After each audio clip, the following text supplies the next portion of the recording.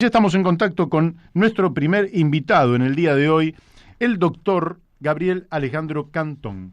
Gabriel, muy buenos días, ¿cómo estás? ¿Qué tal? Buenos días, Mario. Gracias por la convocatoria y saludo al público que es tan entusiasta siempre en tus días pasados.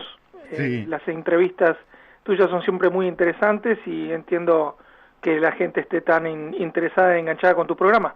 Así es, así es. Por suerte es un programa que ha venido creciendo y sigue creciendo, felizmente, pero el mérito no es nuestro. El mérito es de nuestros invitados, que hacen posible que el programa se llene de todas cuestiones muy, pero muy importantes, porque tratamos, no digo que alguna vez no hayamos tratado alguna cosa media superflua, no voy a decir que no, pero en general eludimos esas cuestiones sencillas, fáciles, y vamos al hueso, vamos al fondo de la cuestión, a las cosas que son estratégicas, y vos has estudiado mucho una cuestión que realmente es estratégica y que tiene que ver con el cumplimiento de un mandato constitucional que en la Argentina, lógicamente, como tantas otras cosas, pasan de largo, y es el juicio oral por jurados. La gente se plantea, está bien el juicio oral por jurados, pero ¿se puede realizar eso en la Argentina?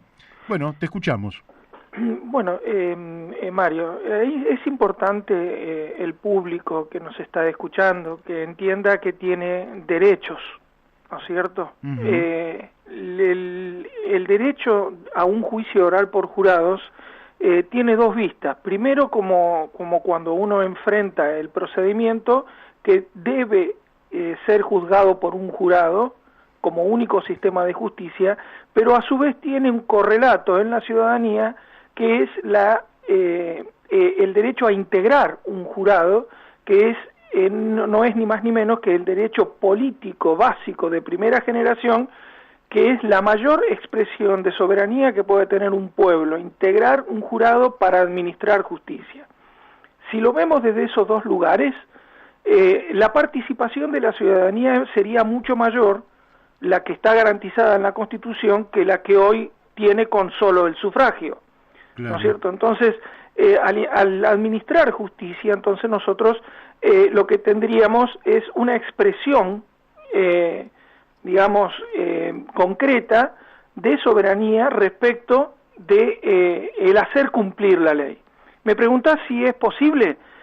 Y la Constitución está redactada de una forma muy específica y es una maquinaria, como te decía el otro día, de reloj. Funciona como un sistema de pesos y contrapesos, ¿no es cierto? Claro.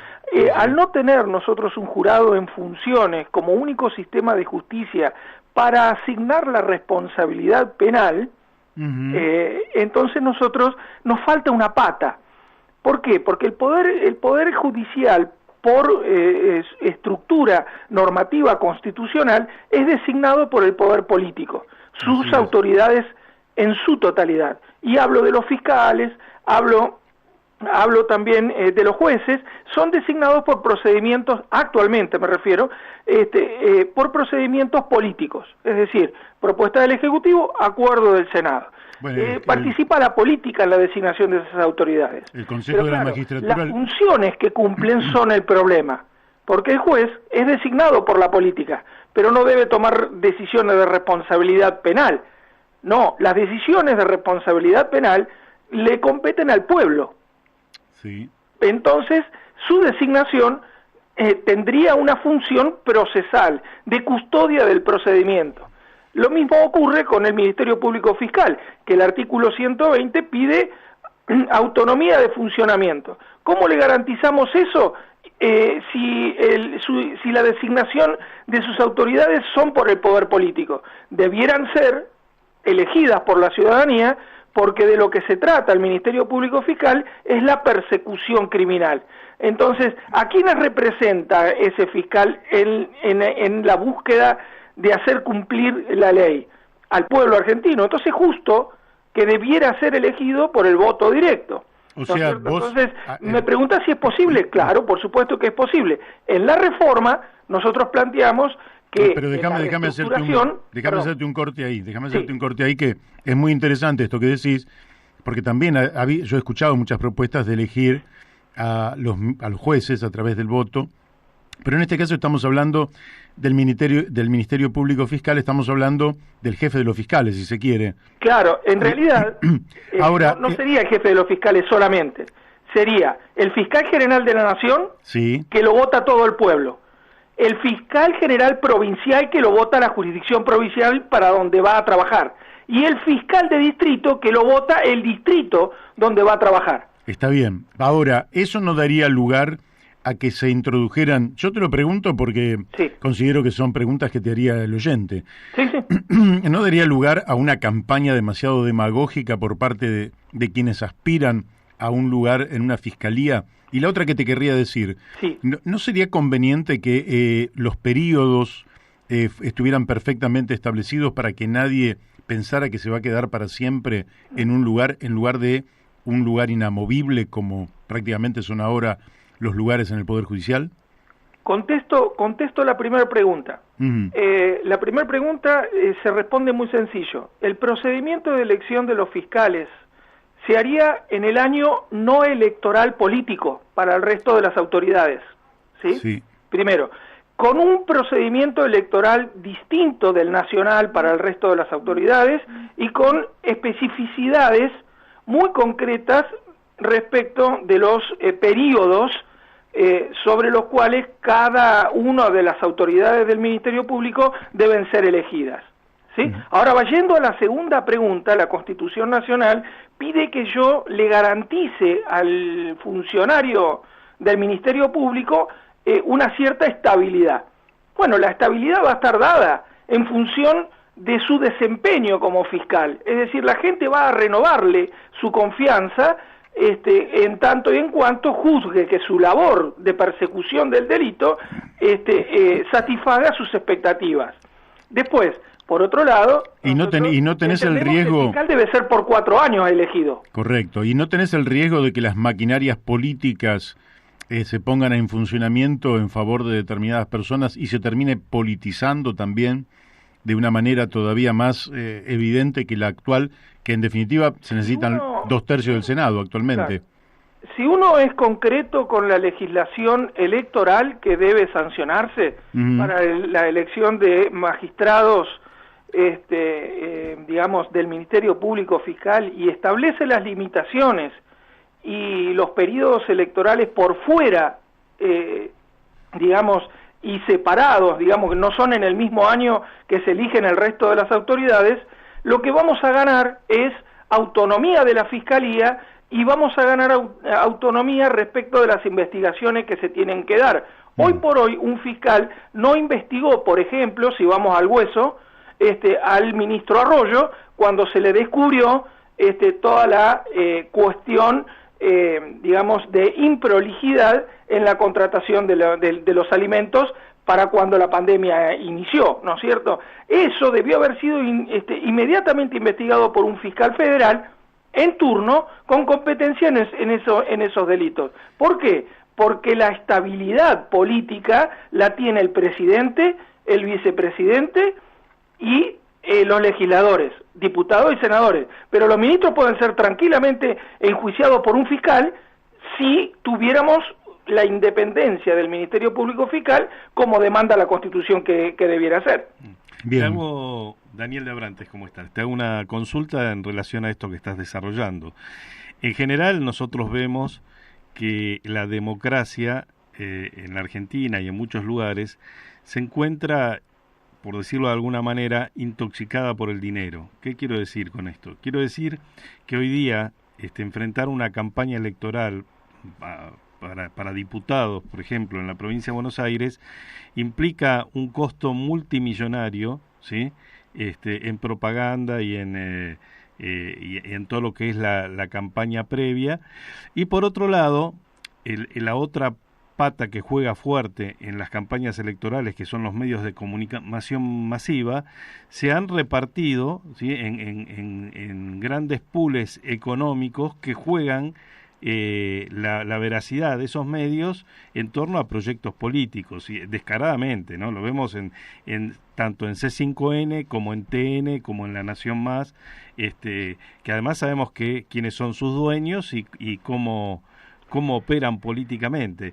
Entonces, digo, si metemos a la justicia en este mismo circuito, vamos a tener el mismo resultado. O sea, hoy vivimos en una plutocracia, el gobierno de los ricos. Porque si yo puedo ser un muy buen candidato para diputado en la provincia de Buenos Aires, pero si no entro en una rosca política, me presento con un partido pequeño, seguramente va a ser muy difícil que pueda ser elegido porque la gente no me ve, sencillamente por eso. Está bien, pero el problema de los costos y de la injerencia de los capitales en los procesos electorales es porque no tenemos una adecuada norma electoral que limite los aportes de campaña, el condicionamiento de esos aportes, el blanqueo de esos aportes, ¿no? La individualización de aquellos contribuyentes en campañas políticas. Si nosotros tuviéramos transparentado esa cuestión, ni los capitales ni la política se debieran estar inmiscuyendo o influenciando de la manera que lo hacen cuando se practican los eventos electorales. El voto sigue siendo nuestro, Mario, y nosotros tenemos que propiciar las herramientas legales para transparentar toda la cuestión que hay en torno de los aportantes de campaña.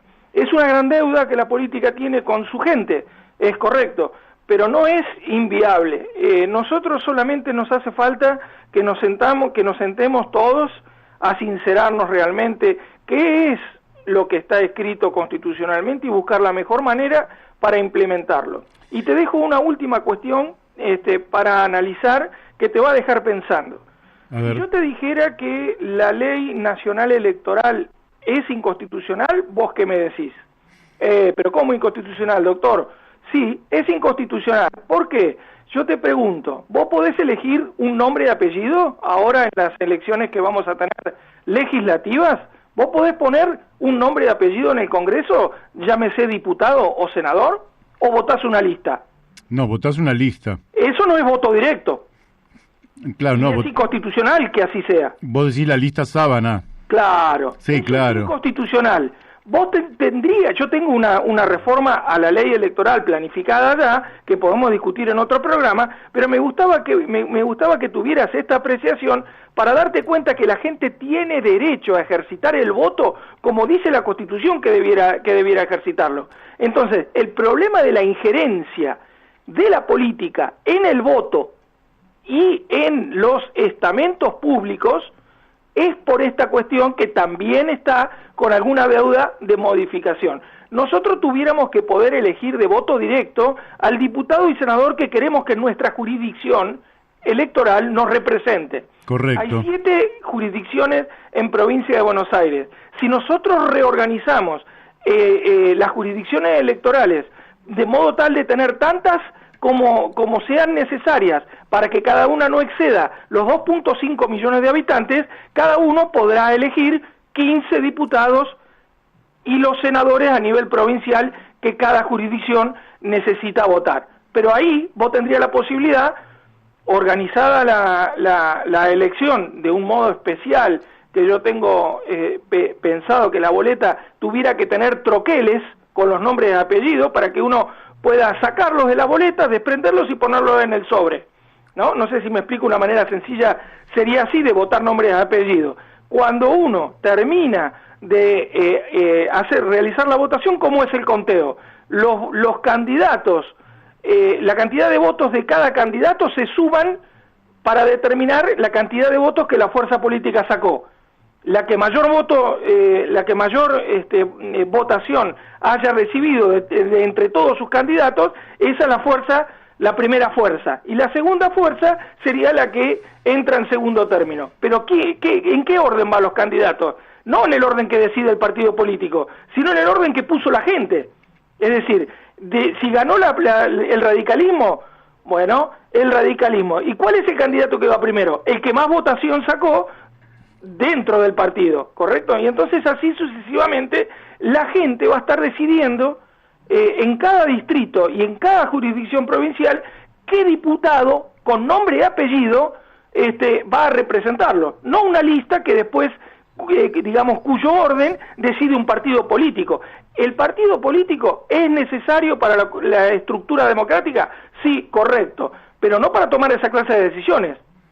Sí, bueno, eso te voy a decir, en principio lo que más ofende, digamos, a la democracia son las listas sábanas, claro, donde en una lista puede haber, como fue en 2015, que me tomé el trabajo de contar, 145 candidatos por lista sábana. Quiere decir que nadie sabía quiénes eran los que integraban esa lista y por tanto la gente termina votando al primero, que puede ser el presidente, y de ahí arrastra 140 y pico de candidaturas que son los que van a constituir las instituciones de la democracia, pero que nadie los conoce. Yo comparto que si tuviéramos por jurisdicciones y fueran